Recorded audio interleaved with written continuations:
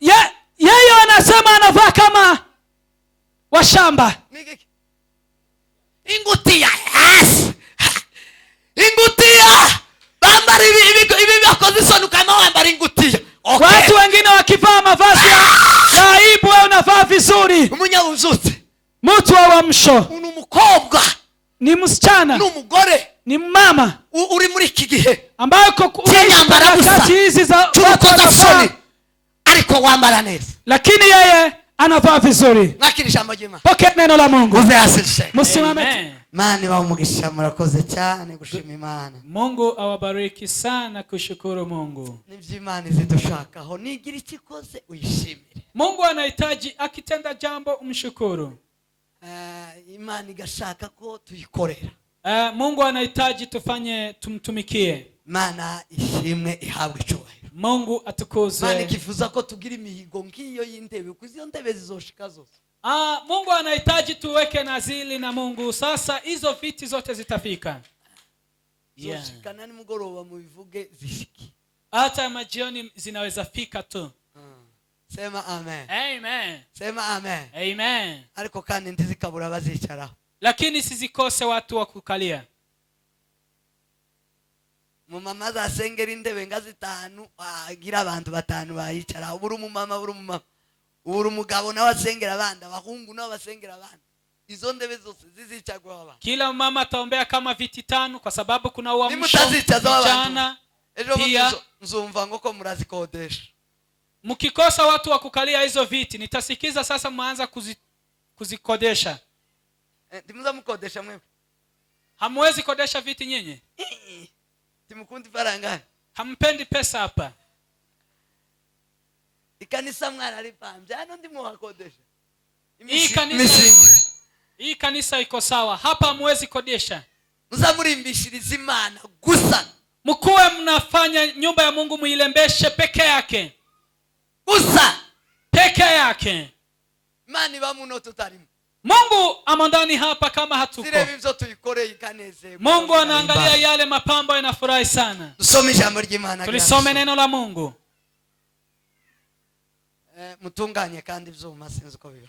Sijui vyombo ziko namna gani. Abaefeso ibice 4 umurongo wa 17. Waefeso sura 4 na mstari wa 17. Biblia yavuze ngo nico gituma mvuga ibi kabihamya mu mwami yuko mutakigenda nguko abapagani bagenda bakurikiza ibitagira umumaro zo mu mitima yabo. Ubwenge bwabo uri mu mwijima kandi ubujiji buri muri bo no kunangirwa kw'imitima yabo. Hallelujah. Zabatandukanije n'ubugingo buva ku Mana. Kandi babaye ibiti biha ubusambanyi bwinshi gukora iby'isoni nge zose bifatanije no kwifuza. Kristo mucyo niba mwaramwumvise mukigishirizwa muri we ibihura n'ukuri ko muri Yesu bibabwiriza iby'ingeso zanyu za kera ko mukwiriye kwiyambura umuntu wa kera uweneberezwa no kwifuza gushokana mugahinduka basha mu mwuka no mu bwenge bwawe mukambara umuntu mushya waremewe ibyo gukiranuka no kwera bizanwe n'ukuri kuko Imana yabishatse. Nuko mwiyambure ibinyoma umuntu wese avugane ukuri na mugenzi we kuko turi ingingo za bagenzi bacu. Nimurakara nimugakore icyaha izuba ndirikarenge mukirakaye kandi nimubererekere Satani. Uwibaga ntakongere kwiba ahubwo akore imirimo akoresheje amaboko ye ibyiza kugira ngo abone ibyo afasha abakene. Ijambo ryose riteye isoni ntirigaturuke mu kanwa kanyu ahubwo uko mubonye uburyo muje muvuga ibyiza ryose ryo gukomeza abandi kugira ngo riheshe abaryumvishije umugisha. Kandi nimuteze agahinda umwuka wera w'Imana wabashiriyeho kuba ikimenyetso kugeza ku munsi wo gucungurwa. Gusharira kose n'uburakari n'umujinya n'indonganya no gutukana hamwe n'igomwa byose bibavemo. Mugirirane neza, mugirirane imbabazi, mubabarirane ibyaha nguko mubabarirane ibyaha kuko Imana yababariye muri Kristo Yesu. Nuko mwigana Imana nk'abana bakundwa kandi mugendere mu rukundo kuko Kristo yadukunze akatwitangira ku bituro n'igitambo cy'Imana n'umubabwe uhumura neza. Ariko gusambana n'ibyonona byose no kurarikira ntibikavugwe rwose muri mwe kuko bikwiriye abera, cyangwa ibiteye isoni cyangwa amagambo y'ubupfu cyangwa amashengo mabi, kuko ibyo bidakwiriye, ahubwo mushima Imana. Kuko ibi mubizi neza yuko ari nta musambanyi cyangwa ukora ibyonona cyangwa urarikira ari we usenga ibigirwamana ufite ibyo azaragwa mu bwami bwa Kristo n'Imana. Yakagire umuntu ubohesha amagambo y'ubusa, kuko ibyo ari byo bizanira umujinya w'Imana abatumvira. Nuko ndimugafatanye nabo, kuko kera mwari mu mwijima none mukaba muri mu muco mu mwami wacu. Nuko mugende nk'abana b'umuco, kuko imbuto z'umuco ari ingeso nziza zose no gukiranuka n'ukuri. Mushakashake uko mwamenya ibyo umwami Imana ashima. Ntimukifatanye n'imirimo y'abo mwijima itagira umumaro, ahubwo muyihane. Kuko ibikorwa nabo rwihishwa biteye isoni no kubivuga, ariko byose iyo bitangajwe n'umuco nabyo ubwabyo bihinduka umuco, kuko ikimurikiwe n'umuco cyose gihinduka umuco. Nicyo gituma bivugwa ngo usinziriye we kanguka uzuke, Kristo abona uko akumurikira. Nuko wirinde cyane uko mugenda mutagenda kabatagira ubwenge, ahubwo mugende kabanyabwenge, mucunguze uburyo mwete kuko iminsi ari mibi. Nuko ntimukaba bapfu, ahubwo mumenye icyo umwami ashaka, kandi ntimugasinde inzoga ziri mu bukubaganyi, ahubwo mwuzure umwuka w'Imana. Ubwirane zaburi n'indirimbo n'ibihimbano by'umwuka, muririmbe mucuranga umwami wacu mu mitima yanyu. Muje mushima Imana data wa twese kubw'ibintu byose, mubiyishimire mu izina ry'umwami wacu Yesu Kristo, kandi mugandukirane kubwo kubaha Kristo. Amen. Amen. Nakiri ijambo ry'Imana. Pokea neno la Mungu. Nagira ngo murasoma mwebwe abigiswahili. Mtasoma nyinyi wa Kiswahili. 5:14 niyo tena. Mtasoma 5:14. Mkitafuta mahali hapo. Reka tusome Yesaya. Wacha tusome Yesaya pia. Nagira nsobanure aya magambo. Wacha nitafsiri maneno haya. Yesaya 6. Yesaya sura 6 na mstari wake wa kwanza. Zamumva Biblia cyane. Mkuwe mnatega sikio Biblia sana, msikize. Ni jambo litavanze kandi rizima. Hii ni neno ambayo iko hai. Mwuka umwami wacu, umwaka umwami Uziya yatanzemo, nabonye umwami Imana yicaye ku ntebe y'ubwami ndende ishizwe hejuru, igishura cyayo gitwikira urusengero. Abaserafi bari bahagaze hejuru yayo, umuserafi wese afite amababa 6, abiri yayatwikirizaga mu maso he, yandi abiri yayatwikirizaga ibirenge bye, ayandi abiri yarayagurukishaga. Umwe avuga ijwi rirenga abwira mugenzi we asingiza ati, Uwiteka Nyiringabo arera arera arera, isi yose yuzuye icubahiro cye. Imfatiro z'irebe ry'umuryango zinyeganyezwa n'ijwi ry'uwavuze ijwi rirenga, inzu yose yuzuramwo umwotsi. Maze ndavuga nti, nishano ndapfuye we, kuko ndi umunyaminwa yanduye, kandi nduye hagati y'ubwoko bufite iminwa yanduye, kandi amaso yanje abonye umwami Uwiteka Nyiringabo. Maze umwe mu baserafi arahaguruka aza ahondi afite ikara mu ntoki ryaka, yakuye urugarama ku gicaniro, arinkoza ku munwa, arambwira ati, ndore iri ni rigukoze ku munwa, gukiranirwa kwawe kugukuweho, ibyaha byawe biratwikuriwe. ibyaha byawe biratwikiriwe. Amen. Mwakira ijambo ry'Imana. Soma hicho kiini cha mkutano. Utasoma maneno hayo ambayo ndiyo kiini cha mkutano wetu. Waefeso 5 mstari wake wa 14. Hivyo husema, amuka wewe usinziaye, ufufuke katika wafu na Kristo atakuangazia. Amen. Amen. Pokea neno la Mungu. Akili jambo ry'Imana. Nagira ngo nganire namwe kuri aya magambo. Nahitaji niongee nanyi maneno haya. Warayasomye kuva wa munsi. Tulikuwa tumeyasoma kwanza siku ile kugira ngo murusheho kumza kuyumva, ili muendelee kusikiza maneno hayo. Ubuzutse uamsho nababwiye ko ari ukurushaho kugumiza kwimenyereza. Ni mafunzo, ni mazoezi. Ubuzutse ni kwimenyereza. Yani uamsho ni mazoezi. Ico ni kimwe cy'ubuzutse. Hiyo jambo ni moja katika uamsho. Iyo umuntu ashaka kuzuka, mtu akitaka uamsho agira umwete muzo arimo, anakuwa na bidii ya yale anatenda. Ubuzutse bwose, uamsho wote ni umwete, ni bidii wizubamo ya yale ambayo unatenda, kubikora kenshi, kutenda mara mingi, subiramo kenshi, kurudilia pia, kubitekereza cyane, kuyatafakari, kubibamo neza, kuishi ndani ya mambo hayo. Ubwo nibwo buzutse. Hiyo ndio uamsho. Ubuzutse buzana iki? Uamsho unaleta nini? Ubuzutse buzana ibintu bitatu binini. Uamsho unaleta mambo matatu makuu. Cyambere ubuzutse buzana, jambo la kwanza lile linaletwa na uamsho, uzana gusa n'icuricu.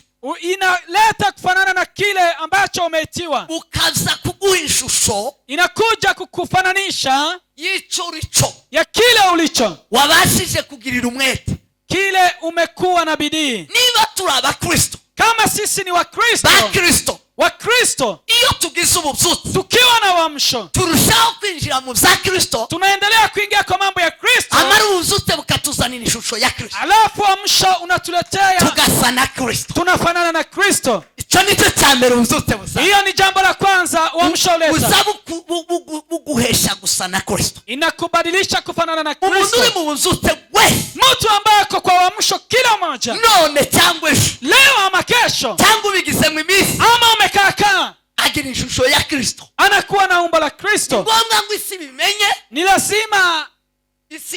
lazima dunia igundue ya kwamba Satani bimenye, na shetani ajue, umubiri ubimenye, na mwili wako ujue, umuryango ubimenye, familia yako igundue, abantu babimenye, watu wajue, ako gace kose kabimenye, yani mji ujue. Biblia isitubwira Samueli. Biblia inasema Samueli wari wahamagawe n'Imana. Samueli alikuwa ameitwa na Mungu, umuhanuzi w'Imana, nabii wa Mungu, wanuriye Israeli, alitabiri kuhusu Israeli, wabaye ku kanisa, aliishi kwa kanisa, agira ubuzutse, yagiye acutse, alikuwa mdogo sana, akakuwa na uamsho.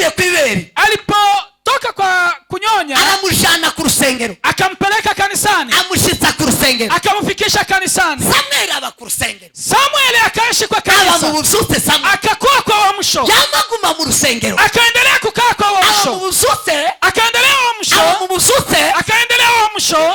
Irama yose irabimenya, iyo mji wote ukajua. Iravuga ngo uhere Irama y'Inayoti. Biblia inasema kwanza Rama ya Nayoti, uhere Inayoti, kwanza Nayoti ukageza Rama, kufika Rama. Ngo bose bari bazi ko Samueli yarundukiye mu buhanuzi, wote walikuwa wanajua ya kwamba Samueli, bizwi neza ko Samueli yarundukiye mu buhanuzi, ilikuwa inajulikana vizuri ya kwamba Samueli ni nabii wa kumaanisha. Akakuwa kwa uamsho, umubiri we wose uhinduka ubuzutse, mwili wake ukabadilika kuwa uamsho. Israeli yabonaga Samueli, Israeli ilipoona Samueli yarasohoka gusa Irama, alikuwa akitoka Rama, Israeli yose igahaguruka ngo hari ijambo ry'Imana, Israeli yote inasimama kusema kuna neno, kuna message kutoka kwa Mungu.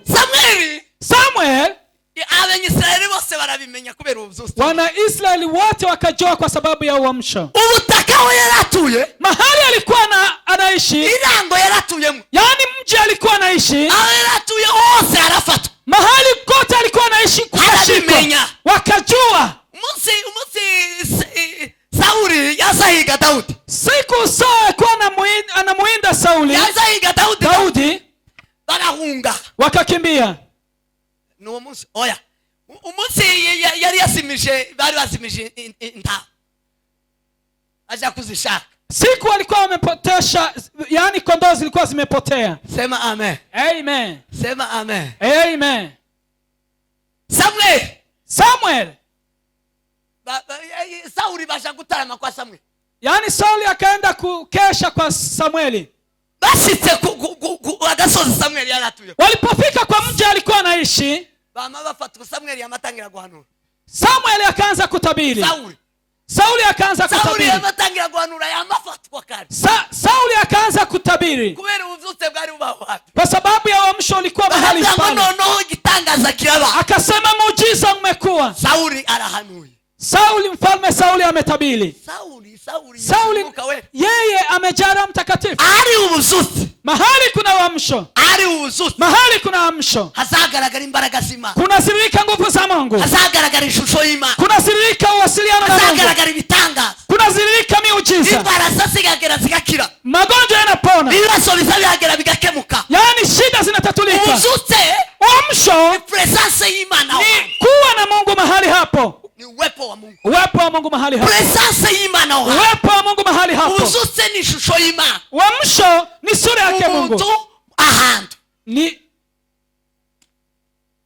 untegeke cyangwa niki? Ubuzutse. Uamsho ni ishusho y'Imana. Ni umbile wa Mungu mu muntu aha. Ndani ya mtu mahali pale. Atari ubuzutse nta presence y'Imana. Kama hakuna uamsho hakuna uwepo wa Mungu. Sema amen. Amen. Vuga ngo amen. Sema amen. Vuga ngo amen. Amen. Cyakabiri ubuzutse buzabuza. Jambo la pili uletwa na uamsho. Ubuzutse buzabuza na kugorora imitima ikagororoka. Yani uamsho unafanya moyo ikuwe safi. Imitima ikaba umweru pwe. Yani moyo inakuwa nyeupe kabisa. Lakini kiza gikura umutima mubi mu muntu. Hakuna kile kingine kinaweza ondoa moyo mbaya kwa mtu. N'ubuzutse. Asipokuwa uamsho. Sema amen. Amen. Hayo nitayasema majioni. Ubuzutse uamsho buzabuzana umutima mwiza. Inaleta moyo msafi. Ukamubana n'abantu bose amahoro. Unaishi kwa watu wote kwa amani. Ukagabana n'abantu bose ibisugi. Yani unashiriki mambo yako na watu wengine. Ukagira umutima mwiza ukagororoka ukaruga. Yani wewe unakuwa na moyo mnyororo. Sema amen. Amen. Ubuzutse bwabaye ku ntumwa. Uamsho ulikuwa kwa mitume. Bagira ubuzutse wabaratarama. Wakakuwa na kesha. Baratarama. Wakakuwa na kesha. Wakakuwa na kesha. Wakakuwa na kesha. Walipokesha. Ubuzutse wabaye bwinshi. Uamsho ulikuwa mwingi mno. Undakamatanga ibyo afite byose. Mtu alikuwa anatoa mali yake yote. Akamabitangazo. Anaitoa yote. Undakamatanga ibyo. Mwingine anatoa yote. Zose bamabisana babisha. Yote wanakaleta wakaweka. Bale batangaza itangazo. Wakatoa tangazo. Agango itangazo ni. Wakasema tangazo ni hili. Amukeni uri muri twewe. Hakuna maskini amoko miongoni mwetu. Wewe tuzozugira icyakena. Mtu yote atakuwa umaskini. Azazatora hapa. Akuwa anakuja kuchukua hapa. Akuwa kuchukua hapa. Tamukene wari uba mwitororo ry'intumwa. Hakuna maskini alikuwa kwa kanisa la mitume. Awogize icyakena. Hakuna yule alikuwa maskini. Ariko kubera ko ndabo byose. Kwa sababu hakuna uamsho. Dufite abantu bakenyimo. Tuko na maskini hapa. Kubera ko mutazamusangira ibyaha. Kwa sababu hamuwezi shiriki mali yenu. Icyagata. Jambo la tatu. Sema amen. Amen. Ubuzutse buzabuza. Uamsho uleta. Vuga ngo amen. Amen. Vuga ngo amen. Amen. Vuga ngo amen. Amina. Sema amen amen. Amen. Amina kubwa amina. Amen. Icyagata ubuzutse buzabuza. Jambo la tatu uletwa na uamsho. Ubuzutse buzabuza na. Uamsho uleta kumenyekana. Kujulikana. Ubuzutse. Uamsho nibwo bwa mbere uzomenyekanisha. Hiyo ndio jambo la kwanza huwa anafanya mtu ajulikane. Ubuzutse. Uamsho. Ubuzutse buzaza na umenyekana. Uamsho ujulikana. Rahabu. Mtu anaitwa Rahabu. Agiye gukizwa. Alipenda kuokoka. Yakijijwe. Siku aliokoka. Sema amen. Amen. Sema amen. Amen. Yachumbikia abatasi. Alikuwa amepea nafasi amewafadhili watu. Abatasi. Wapelelezi. Yachumbikia abatasi. Alikuwa amefadhili wapelelezi. Arababwira ngo. Akawaambia kwamba twumvise amakuru ya. Tulisikiza historia zenu. Twumvise amakuru ya. Tulisikiza historia zenu. Twumva amakuru ya. Tuliposikiza stories zenu. Igihugu gishubwoba. Yani nchi ikaofia. Abantu bashubwo. Watu wakaofia. turamenya amakuru yanyu ngo mwarogogoje amahanga nimwe muzamugenda mwogogoza amahanga. Watu wote wakajua historia zenu ya kwamba mataifa yanaogopa. Amani yose mwarayatsinze mwarakubise hasi. Mumeshinda mataifa wote. Nonega. Kwa hiyo jewe ndabisabiye. Mimi nimeomba. Mungirire imbabazi. Munifanyie favor. Nabo mu rugo rwa. Na familia yangu. Mutubabare. Mutusamehe. Ndabazi. Mimi nawajua. Nawajua kabisa. Nyinyi si watu rahisi. Nyinyi si watu wa kawaida. Sema amina.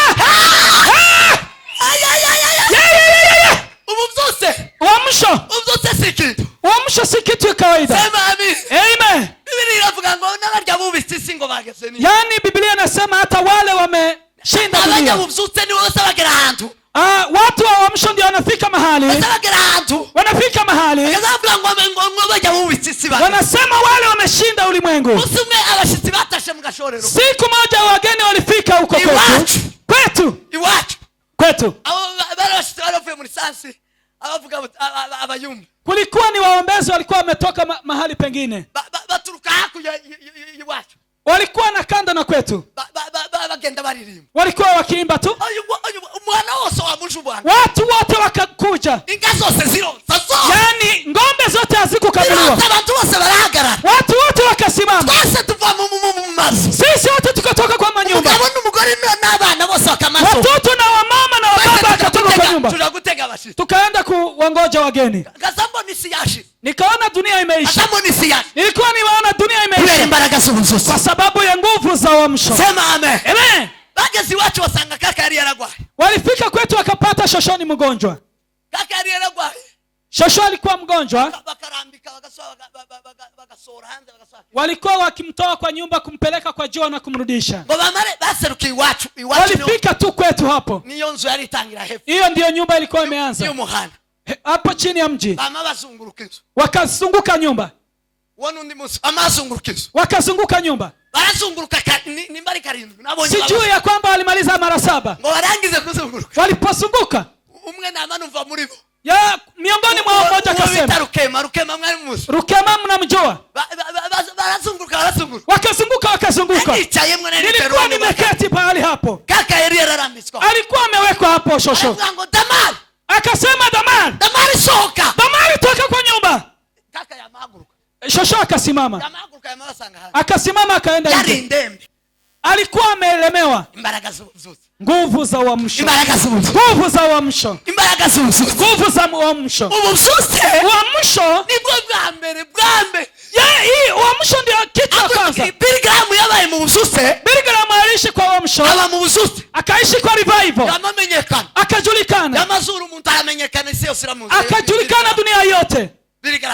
Bilgram yabaye mu bususe. Aliishi kwa uamsho. Baramubwira ngo abe president wa Republika muri Amerika. Akamwambia kuwe president wa United States. Yamavuga ngo akasema la. Niyo yahimbye indirimbo aravuga ngo wani mikanga mu mwami w'ishanga rinini. Ndio akaimba nyimbo yule anaweza nifanya mfalme wa mataifa yote. Bariko nimba atayicaye. Lakini nikiwa mtumwa wa dhambi sinobiko. Siwezi kubali. Lakini kintu kiza kimenyekana nka president. Hakuna kile kingine ule mwingine anajulikana kama mkuu wa nchi. Kama uamsho. Ni uzute bwaje. Uamsho ukicha. Usumenyekana. Unajulikana. Usumba president. Kumliko president.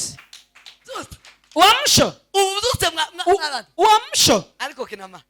Lakini kina mama. Cho kina mama yazanyana. Kila kitu kina mama ameleta. Uamsho. Aramenyekana gusumba president. Akajulikana kuliko president. Kubera imbaraga z'ubusutsi. Kwa sababu ya nguvu za uamsho. Biblia iravuga ngo. Biblia usema. Ngubwo wanze gukiranirwa. Kwa sababu umekataa dhambi. Ugakunda gukiranuka. Ukakubali kuwa mwenye haki. Nicho zo gukirisha. Hiyo ndio inafanya nikuponye. Umenewa mafuta. Nitakumwangilia mafuta. Ngusumbisha bagenzi bawe. Utakuwa mkuu kuliko wengine. Nina mafuta yo kwishima. Hiyo mafuta. Ngusumbisha bagenzi bawe. Nitakufanya mkuu kwa wengine. Takindi kiza gitumusumba abana. Hakuna kile kinafanya ukwe mkuu. Takindi kiza gitumuruta abana. Hakuna kile kingine kinafanya ukwe mkuu. Ni nguvu za uamsho. Ukiwa umeamuka. Amuka.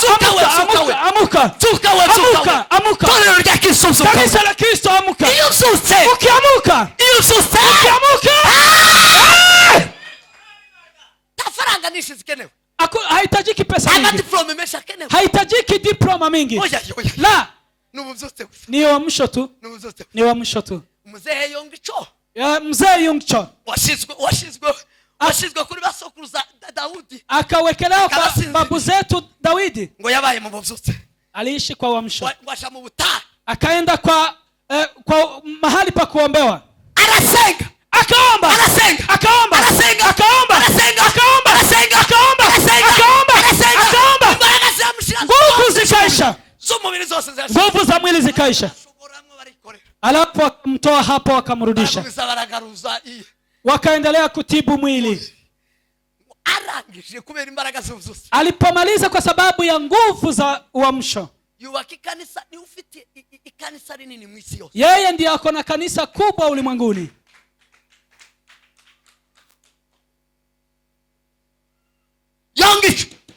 Yungcho tagihugu kitamuzi, hakuna nchi ambayo haimjui. Kubera iki? Kwa nini? Kubera iki? Kwa nini? Ubuzuti, uamsho, ubuzuti, uamsho,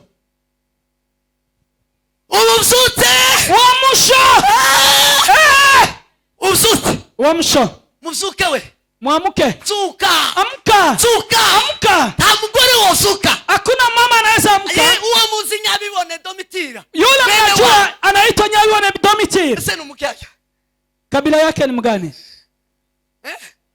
Ni Mkongo. Muhiga, mukobwa w'abahiga, muramuzi. Nyabibone tiyize pi, yule hakusoma hata kidogo. Nyabibone n'umukecuru ngabama, yani ni mshosho kama mama zetu, n'umukecuru ngabandi bakecuru, yani ni mshosho kama wengine, ngo munyamurenge gamwe, yani Mkongo kama wewe, utaranize. Yeye hakusoma, ariko Nyabibone yabaye mu busute, lakini yeye alikuwa kwa uamsho, arasenga, akaomba, akahudumia, atinda masengesho, akakaa kwa maombi, atinda mu gitaramo, akakaa kwa kesha, atarama Nyabibone, akakesha, aramenyekana Nyabibone, aramamara, akajulikana, yeye akajulikana. ali Canada Kwa sasa ako kwa Canada, na UN, amepelekwa na UN, hakupelekwa na UN, yashangwe na UN Siara, hakupelekwa na UN yashangwe n'ubususte, alipelekwa na uamsho, yashangwe n'ubususte, alipelekwa na uamsho, yashangwe n'ubususte, alipelekwa na uamsho, aratarama, alikesha, akakesha, aratarama, akakesha, aratarama, akakesha, aratarama n'ubwo ndamashuri, akakesha, aratarama n'ubwo umukobwa mu akakesha kama ni Mkongo, aratarama mu mibu, akakesha huko aratarama kwetu, mu minembwe, akakesha huko kwetu, aratarama mu minembwe, akakesha huko. Imana iravuga ngo ndagutambagiza ibihugu byose. Mungu akamwambia nitakutembeza nchi zote. Ndio mugore w'umunyamurenge umaze kubonana na president mirongo be. Yeye ndio mama Mkongo ambaye amepatana na mapresident wa nchi mingi. Mungu. Aliko maana chongo kule. Mungu ninakupenda. Aliko maana. Biblia ikasema icho gituma, ndio maana uganti nasema hivi, usinziriye we, je, wewe umelala? Kanguka, amka, uzuke, ufufuke. Kristo, yeye Kristo abone kwa kumurikira, apate venye atakuangazia. Usinziriye wewe, umesizia, kanguka, amka, kanguka, amka. Kristo, yeye Kristo abone kwa kumurikira, akuangazie. Paulo yandikira Abaefeso, Paulo akaandikia Waefeso, yabwiye, akawaambia ubuzute, amsho kini imbuto yago, imutimatima wako, yani kini chake ni kuwa mtakatifu. Sema amen. Amen. Kwezwa, kuwa mtakatifu, uzanwe na Kristo, kuletwako na Kristo mu bapagani, ndani ya wapagani, nibwo buzutse. hiyo ndio uamsho. Uzutse bugira uwo mumaro mvuye kubabwira, yani uamsho ambao kuna maana yale matatu nimetoka kuambia. Umuntu weswa ni mtu ambaye anaoshwa aho abapagani babera, mahali wengine wanachafuka pale. Sinzi ko munyo, sijui ya kwamba mtanipata vizuri. Bihera ku 17, neno hilo linaanza kwa mstari wa 17. Wewe mzamusoma ku 14 gusa, yenye mnasoma tu kwa 14, ariko rihera ku 17 igice cya 4. inaanza sura ya 17 mstari wake wa 4. yageza ku gice cya 5. Inafika sura yake ya 5 umurongo wa 21. sura yake ya 21. aho hantu mahali hapo iyo hari wiri jambo rivuga ngo wowe usinziriwe, ndio kuna neno kumaanisha je wewe umelala. umutima wo gukanguka, kiini cha kuamka nukwezwa, ni kuwa mtakatifu. kandi ukezwa he? Na tena unaoshwa wapi? ukezerezwa he? unaoshewa ndani ya nani? umuntu yakindu gichafuye, jambo lile likiwa chafu, uchafu niho haba isuku. yani mahali kuna uchafu ndio kuna kuja kwa uchafu. Kama hakuna uchafu, tasuku yo haba, hakuna usafi. isuku, usafi ni mu buchafu. Bwira mgenzi wangu isuku ni mu buchafu. Ambia mwenzio usafi unapatikana mahali kulikuwa kuchafu. Sikose. Ndio hivyo. Paulo abwira Abaefeso. Paulo akatuma waraka wake kwa Waefeso. Sikiza niwaambie uamsho. Umvamabwire kuzuka. Sikiza uamsho. Kuzuka, kuamka, nukwezwa, na kuwa mtakatifu. wapagani, kwa wapagani, nukubana na wapagani, ni kuishi na wapagani. ukezwa, unakuwa mwenye haki. cha wapagani, ni kuishi katika nchi ya wapagani. ukezwa, wewe unaendelea kuwa mwenye haki. Aliko maana lakini Mungu, Biblia yavuze ngo, Biblia ikasema, sema amen. Amen. Sema amen. Amen. Yavuze ngo abo, Biblia ikasema hao watu abo bataba mukwezwa, hao wanaomba kutakasika, au umuntu azayezerezwa, mahali mtu anatakaswa, mbona hantu ni mahali hataba umumaro, ambapo hakuna dhamana. mu bantu batagira umumaro, kwa watu ambao hawana dhamana, mu bagore badafite umumaro mu kanisa, kwa watu kwa mama wana dhamana kwa kanisa. umugore umunyamwuka cyangwa umubyutse, ndio mama ambaye ako na uamsho. Sema amen. Vuga ngo amen.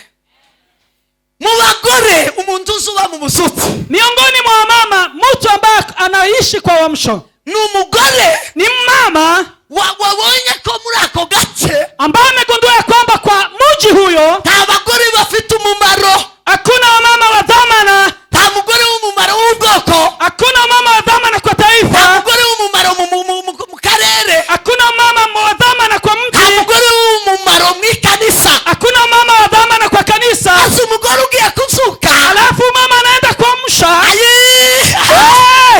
agahaguruka akagira umumaro, anasimama na kuwa na dhamana. ubuzutse, uamsho, nukuzuka, nugukanguka, ni kuamka, ni kuamshwa. abagore bose bararyamye, wamama wote wanamelala, abagore bose ko barachafura, wamama wote wanachafuka, abagore bose ko barakora ibibi, wamama wote wanatenda mabaya, arakavamo, yeye anaacha mabaya. akavuga ngo nubwo akasema nimeondokea, hata kama nje nyine, hata kama ni mimi mwenyewe, deswa, mimi nitatakasika, deswa, nitatakasika, deswa, nitatakasika. ni mu bakobwa, ni miongoni mwa madada, mu bandi bakobwa, ndani ya wanadada wengine, akavuga ngo narakijijwe, akasema mimi nimeokoka, nubwo narintinze ntabonye umugabo, hata kama nilikuwa nimekaa bila mwanaume. abandi bakaba babomboka, wengine sasa wana come on the stage. sinobomboka, mimi siwezi fanya hiyo ndoa, kandi sinoja mu cicaro cy'abapagani, na mimi siwezi keti mahali kwa wapagani, tangire mbazane bazana abapagani ngoko baramvugira hejuru ko barafomora, alafu walete watu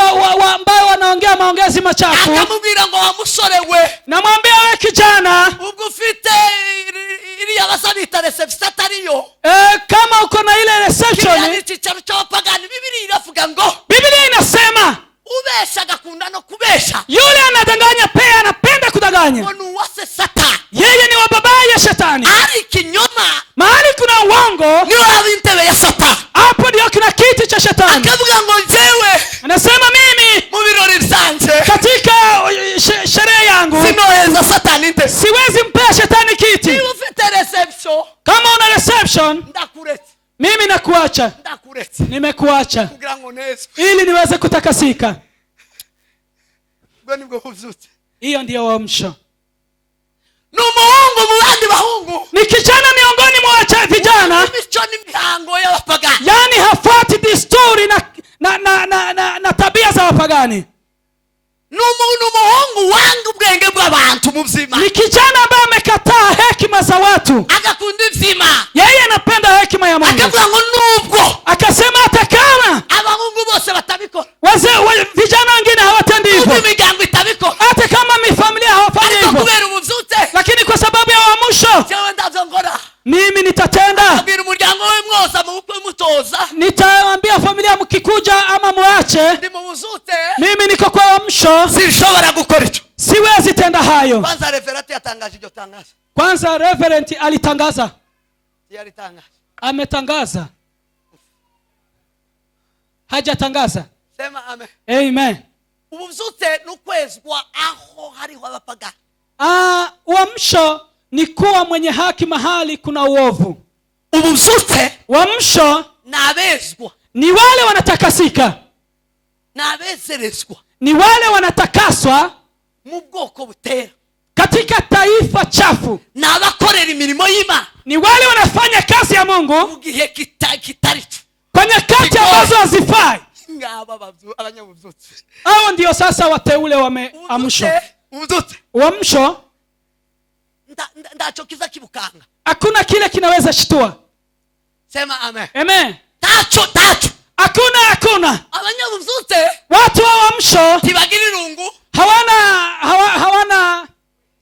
hawana upekwe, tibagira ubukene, hawana umaskini, bagira ibyishimo biza bifuka ubukene bukaba. Wao wanakona furaha zinafunga upekwe ama umaskini. Abanyabuzutse watu wa uamsho vuga ngo amen. Amen. Vuga amen. Amen. Vuga amen. Amen. Tambaraga z'abantu bazababona. Hawaoni nguvu za watu, bazabona imbaraga z'Imana, wanaona nguvu za Mungu. Tadi bazabashuriti baje pia. Wao hawashughuliki.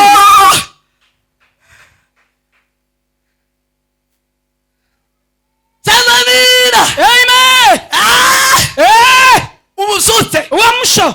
Paulo aravuga ngo, Paulo akasema ya kwamba bene abo bantu, akasema watu kama hao, aravuga ngo bene abo, akasema watu aina hiyo mbibu ubwenge bwabo, hekima zao tibuba mu mwijima, haziishi kwa giza, ngo ntibaba mu bujiji bwabo, hawaishi kwa upumbavu, ngo ntibaza bakiranirwa mu mitima yabo, wao ni wenye haki kwa mioyo yao, ngo ntibaza batandukana n'ubugingo buva ku Mana, yani hawezi achana na uzima kutoka kwa Mungu. aravuga ngo n'abantu batazabiga ubusambanyi, ni watu hawezi penda usharati, abantu banze ubusambanyi, ni watu wamechukia na wamekataa usharati, aravuga ngo n'abantu ngo bazi ivy'isoni nke, ni watu wamechukia tabia mbaya. aravuga ngo hari ibintu bikomeye kumwijuru kuma, na aliwaambia kuna maneno makuu mbele za Mungu, Imana yanga, Mungu anachukia, birenze bijya birindwi biba mu gitabo, kupita zile zimeandikwa kwa Mithali 7.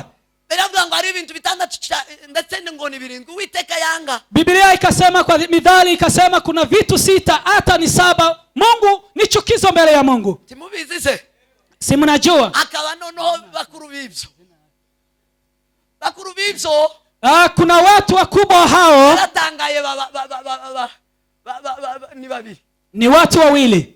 Icyambe, jambo la kwanza kirenze ibyo kushinda hayo ni iby'isoni, ni vitu za aibu ndogo. Iby'isoni nke, vitu za aibu ndogo. Iby'isoni nke, vitu za aibu. Yego. Iby'isoni nke, vitu za aibu ni ikintu kisiri imbere y'Imana, ni jambo chukizo mbele za Mungu. Icyo cyambere kizacirukana umwuka w'Imana, hiyo ndio ya kwanza, guhumza no guhumura, inafukuza Roho Mtakatifu haraka guhumza no guhumura Imana ikabazinuka. Yani Mungu anakuchukia kwa muda mfupi. Baraki na Baramu, Baraki hata Baramu bari basimana neza na walikuwa wanajua Mungu vizuri. Abantu bari basimana neza, watu hao walikuwa wanajua Mungu vizuri. Waisraeli bari batuye, Waisraeli walikuwa wanaishi, ari ubwoko bw'Imana, Imana yishimira kandi yoboye, ni wari umwami wao. Watu hao walikuwa mfalme, walikuwa Waisraeli.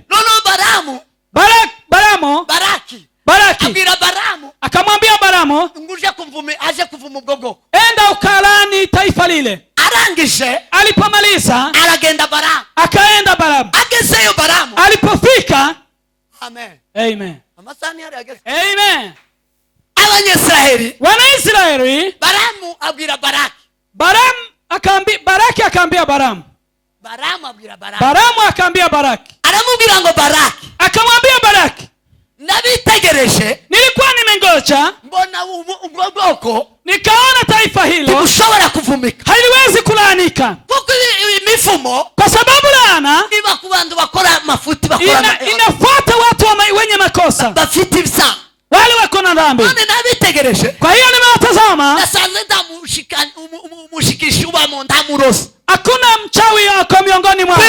La, buriya bwoko ndamurosi bagira, hiyo taifa haina mchawi. ngo mbitegereze, nilipotazama mbona ndabusambanyi babamo, sioni usharati miongoni mwao, bitawuzusambana, hakuna mtu anafanya usharati miongoni mwao. nonega, kwa hiyo nta muvumo wafata, hakuna laana zinaweza kuwashika, bishoboka ko wovumika, haiwezekani kuwarani. Baraki aramubwira ngo, Baraki akamwambia, none je, Balamu, none se tugire gute, nifanye nini? keneye ko bari abantu bavumika, nataka wale watu ni warani. amase Alafu Balamu yuzuramo umwuka wa Shetani, akajaa moyo wa Shetani, yuzuramo ubwenge bwa Satani, akajawa na hekima za yuzuramo Shetani, uburiganya bwa Satani, akajawa na unafiki wa Shetani. agira inama Baraki, akamwambia Balamu, Baraki akamwambia, Balamu agira inama Baraki, Balamu akaambia Baraki, aramubwira ngo Baraki, akamwambia, je, Balamu, enda mu gihugu cyawe, enda kwa nchi yako, fata abakobwa beza bose, chukua wasichana wema wote, bajya b'imirundi, nico kitamuzamubona, ta mukobwa uturundi dutoya uzawambara mini, hari uwo muzamubona, hakuna msichana ambaye ako na miguu iliyo nyororo ambaye anafaa mini tamushaka nawe, hata Shetani hakutaki. soma mabwira nukuri, yale naambia ni ukweli. cyo gituma abakobwa bose afite imirundi, uzusengera umukobwa wawe nagira imirundi, umusengere Shetani yo mukoresha kamimujana burundu. Sasa ukiona ako na miguu ile ya wasichana, sasa Shetani anaweza mtumia. Aramubwira ngo genda ufata abakobwa, akamwambia enda uchukue wasichana beza walimbo, numara ukishawachukua uwambike nabi, wavalisha vibaya, bambare nabi bose, wavaa vibaya wote, bambare ibibonerana, wavae nguo za kuangaza, bambare za mini, wavae mini skirt, bambare ibibafashe, wavae vitu za kuafiti, urukoza soni, wavae vibaya. aratanga, nimeshangaa, umukobwa uzusohoka akaresoka kaza kaboneka kari kimbere, mustana anatoka nguo ya ndani, siriwali inaonekana, akaresoka umugore n'umukobwa, siriwali inapatikana hapa nje. mwabakobwa mwe urukoza soni n'abagore, wasichana na wamama ambao urukoza soni, nyinyi mnaleta aibu, urukoza soni, nyinyi ni watu wa aibu, urukoza soni, mnaleta aibu nyinyi.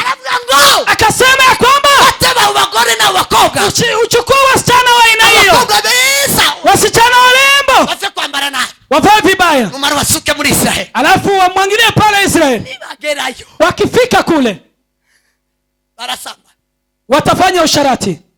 umugore wese wambaye nabi muzamenya ko agiye gusambana, mama yoyote ambaye amevaa vibaya arimuzirisha gusambana, umukobwa wambaye nabi, msichana ambaye amevaa vibaya, umukobwa wese ugaragaza iva akagaragaza intege abagiye gusambana, yeye msichana ambaye amevaa anaonyesha hapa na hapa, uzomenye ko abuze umusambanya, akikosa kufanya usharati amekosa yule amfanyisha usharati huyo. umugore wese ubonetse akareso, mama yoyote ataonyesha siriwali, uwo mugore agiye gusambana, nubwo ari umugabo wawe, umugore wawe asohotse gusambana, ametoka kufanya usharati, akasambanye yabuze abo basambana, akirudi kama hajafanya usharati amekosa mshiriki. Hiyo sasa ni roho ya usharati, inavishwa uchi. Umwuka wa Balamu na Baraki, hiyo sasa ni roho ya Baraki na Balamu. Nakoze inama yo kugira ngo bagushe, yani walifanya ubwoko bw'Imana, yalifanya njama za kuangusha. hano wakija hapa babaje kuririmba, hawaje kuimba, babaje kugusha ba, wamekuja kufanya njama, wamefanya kufanya njama,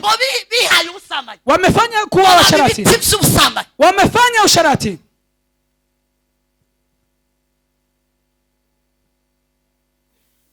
nabo hao muzobitegereze nuko baranga nimugoroba, ndabitegereza ndababwira baje abari mu mwuka wa Balamu, nitawaambia wale wako na roho ya Balamu, timubwira baza baririye, msiambie watu ambao watakuja wakitoka pale, tutawaona hapa hadharani, hapa nitawaona pagani bije mu kanisa, wapagani wameingia kwa kanisa, bashura abantu bokuza kuvumisha itorero, watu wanafanya kanisa ilaanike. Abo banyabuzuti, hao watu wa uamsho, sema amen, amen. ikintu Satani ubwo Imana izayama yimukika migeni. Mungu anahaye urukoza soni. Kukikuwa utu aibu ndogo. Urukoza soni rungana gutyo. Ikiwa ni aibu Mungu anaweza. Makanisa mengi hakuna Mungu. Kwa sababu ni tabia mbaya. Wamejaza tabia mbaya kwa kanisa. Maharusi mengi. Umukobwa wambaye ikanzu amabere yose aba hanze nkuza wonza. Msichana anavaa dress ambayo inaonyesha matiti yake. Hamukobwa wemerewe kugaragaza iberi ataronza. Hakuna msichana ambaye anakubalika kuonyesha matiti yake kama hajanyonyesha mtoto. Bali mkuyerekana wanaonyesha, hiyo ni aibu. Hapana, yoba haja ndayo. Hakuna Mungu anaweza ishi pale.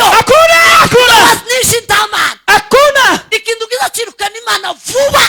Kitu kinayomkisha Mungu haraka. Kwa guhumza no guhumura. Muda huyo. Nivzisonike. Ni vitu za aibu. Nivzisonike. Ni vitu za aibu. Mbona wanga? Watu kama hao. Nivzisonike. Watu hawawezi fanya mambo ya aibu. Sema amen. Amen. Vuga ngwami. Sema amina. Hallelujah. Hallelujah. Umvuse. Wamusho. Nukuva muvzisonike. Ni kuacha mambo ya tabia mbaya. Wakazabambara ibibakoze isoni. Watu wengine wanavaa nguo za aibu. Kama wambara wakazavuga ngo sayambara ngiki haja. Yeye anasema anavaa kama washamba. Ingutia. Yes. Ingutia.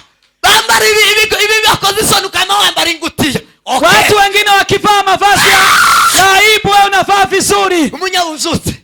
Mtu wa msho. Umukobwa. Ni msichana. N'umugore. Ni mama. Uri muri iki gihe. Ambayo wakati hizi za soni. Ariko wambara neza. Lakini yeye anavaa vizuri. Nakiri jambo jema. Pokea neno la Mungu. Uzeasishe. Msimame tuombe. Turakomereza ni mugoro. Tutaendelea machioni. Walisamea for garidas. Ariko mana we cyo ngukundira. Hallelujah!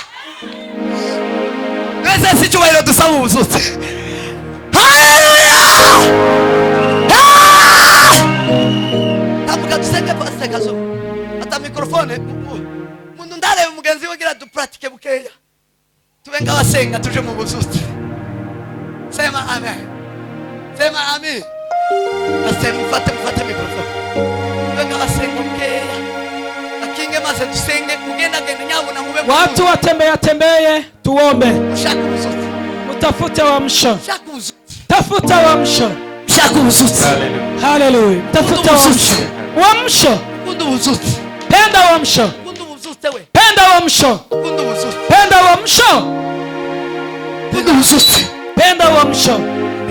Iki gihe cyo kuba mu buzutse. Hii ni nyakati za kuishi kwa uamsho. Iki gihe cyo kuba mu buzutse. Hii ndio nyakati. Igihe cyo kwanga ibibi. Ni nyakati za kuchukia chukizo. Igihe cyo kwanga imico n'ibihango byinshi. Hii ni siku za kukataa desturi ambazo zimeingia kwa kanisa. Igihe cyo gukira itari muri Biblia. Hizi ni siku za kukataa desturi. Igihe cyo guhagarara mu byanditswe. Hii ni nyakati za kusimama kwa maandishi matakatifu. Ikiwa ushaka kungoresha cyanditswe cyavuzwe n'Imana. Ambia mtu haya unataka kunitendesha ni yale hajaandikwa. Akwita igifu. Akusema wewe ni mshamba. Akwita umusazi. Akusema wewe ni mpumbavu. Akwita utarize. Akwita mtu hujasoma. Mubire ngo sawa. Umwambie ndio. Ariko ubuzutse. Lakini wa mwisho urenze ibyo zose. Ni mambo ya kupita hayo yote. Ubuzutse buri hejuru y'ibyo. Wa mwisho uko juu sana ya hayo. Ubuzutse buri hejuru y'ibyo. Wa mwisho uko juu sana ya hayo. Ubuzutse buri hejuru y'ibyo. Wa mwisho uko juu ya hayo. Ubuzutse we. Wa mwisho. Wali bari akari askezi. Sengima. Uhoraho mana yanjye. Nami data gitari gito. Mana y'imbaraga y'ubutwari. Mukiza wacu. Mana iri hejuru y'amashuri. Mwana nama w'Imana. Mana mu izina ryawe. Uhoraho nyiribihe. Nami Yesu dukeneye ubuzutse. Mana dusavye ubuzutse. Mana dusavye ubuzutse. Mana dusavye ubuzutse. Mana tuwasaba ubuzutse. Mana tuwasaba ubuzutse. Mana tuwasaba ubuzutse. Mana isumo zose murengezi wa. Mana zutse itorero ryawe. Izina rya Kristo Yesu. Izina rya Kristo Yesu.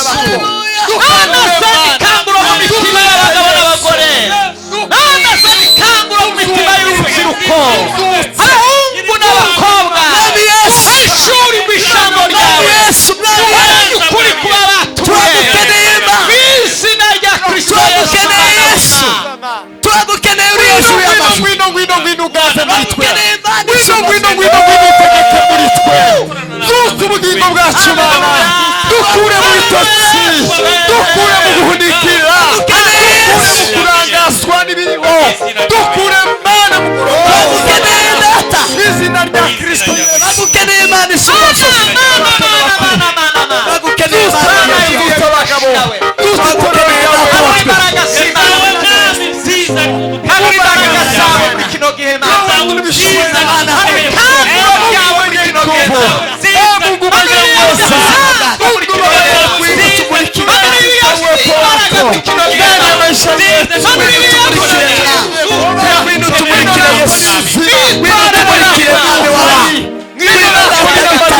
ubuzima bwawe ngwino mu bugingo bwacu ngwino Data ngwino Mana ngwino Yesu ngwino Mana w'Imana ngwino Data ngwino Yesu ngwino mu buzima bwacu mu bugingo bwawe Yesu Kristo Mwana w'Imana ni wowe Data ni wowe Mana ni wowe ubuzima bwacu ni wowe ubugingo bwacu ni wowe twizera ni wowe twiringira ngwino mu itorero rya Kristo Yesu Kristo Mwana w'Imana ngwino duhe kwera ngwino duhe kwera ngwino duhe kwezwa ngwino duhe kwezwa ngwino duhe kwezwa ngwino duhe kwezwa ngwino duhe kugenda nk'abana b'Imana tugende nk'abadafite ubwenge tugende nk'abanyabwenge kandi Data ducuruza uburyo umwete Yesu Kristo w'i Nazareti Data gitare gikomeye tanga ubuzutse mu itorero rya Kristo tanga ubuzutse mu itorero rya Kristo tanga ubuzutse mu bamama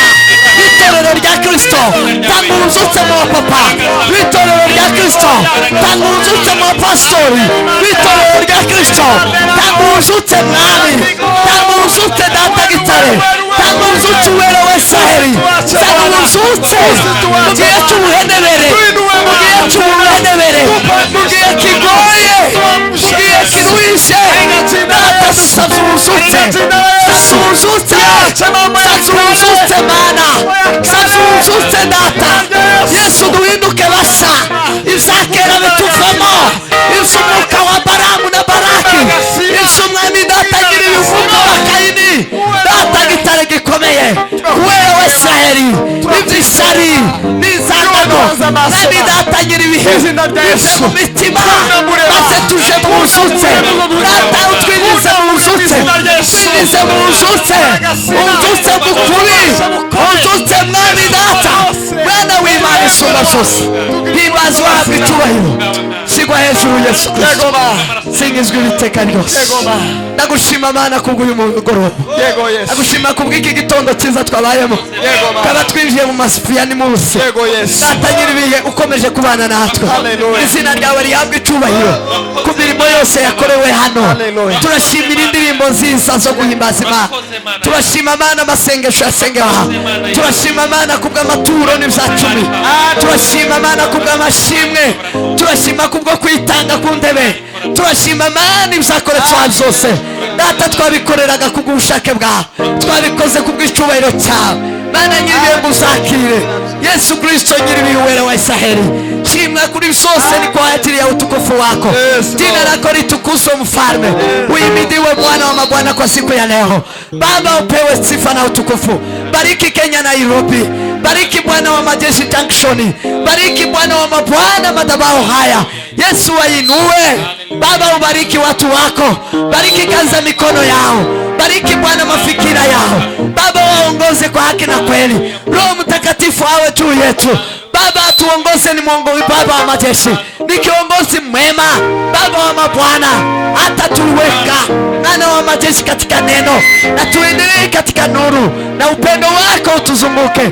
jina lako litukuzwe Mfalme asante kwa siku ya leo asante kwa ibada ya leo jina lako litukuzwe Mfalme tunaendelea kujiweka mikononi mwako tunaporudi nyumbani Baba wa majeshi tukijiandaa kurudi mara tena jioni Baba uwe pamoja nasi uwe pamoja na mkutano huu uwe pamoja na walio Bwana mbali watakapokuja katika mkutano huu Baba uwabariki watendee mema wajalie Baba wa mabwana jina jina lako litukuzwe kwa siku ya leo. Ni katika jina la Yesu tunaomba na kuamini.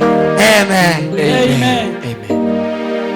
Hakika wema na fadhili, Hakika wema na fadhili tanifuata siku zote za maisha yangu. zitanifuata siku zote za maisha yangu. Nami nitakaa nyumbani mwa Bwana Nami nitakaa nyumbani mwa Bwana milele na milele. milele na milele. Neema ya Bwana wetu Yesu Kristo Neema ya Bwana wetu Yesu Kristo na upendo wa Mungu Baba na upendo wa Mungu Baba na ushirika wa Roho Mtakatifu na ushirika wa Roho Mtakatifu uwe nasi uwe nasi leo na hata milele. leo na hata milele. Amen. Amen. Mwende na amani ya Bwana wetu Yesu Kristo. Mungu awabariki, mjiandae na murudi mapema.